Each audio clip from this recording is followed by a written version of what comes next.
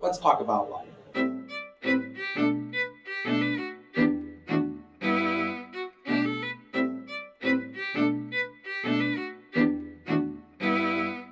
Recently, the General Assembly enacted sweeping legislation to protect children in our state from the violence of human trafficking. On June 27th, Governor John Kasich in the city of Toledo is going to sign this legislation.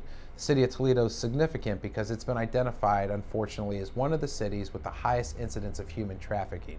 Specifically, what this bill will do when it is enacted is it's going to criminalize these Johns and pimps and these despicable people who take these young children and force them into a life of prostitution. They're going to take their assets. They're going to be able to file RICO claims against them. They're going to be able to put them in jail for quite a long time. Prior to this legislation, we didn't have this recourse or ability to do this in the state of Ohio.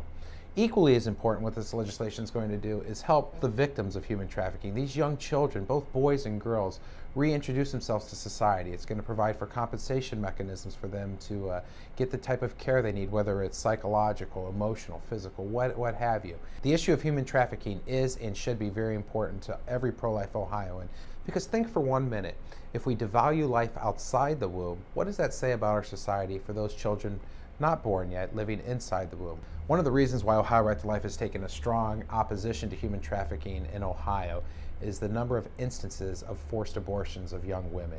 These pimps see these young girls as their commodity, as their widget, and if they're pregnant, they cannot be doing their job, so they're forcing these abortions on these young women. That's the two hallmarks of what this bill will do. We're going to criminalize this act and put the bad guys away for a very long time. And then number two, it's going to take the victims who are going to be traumatized and scarred and help them to the extent the law will allow.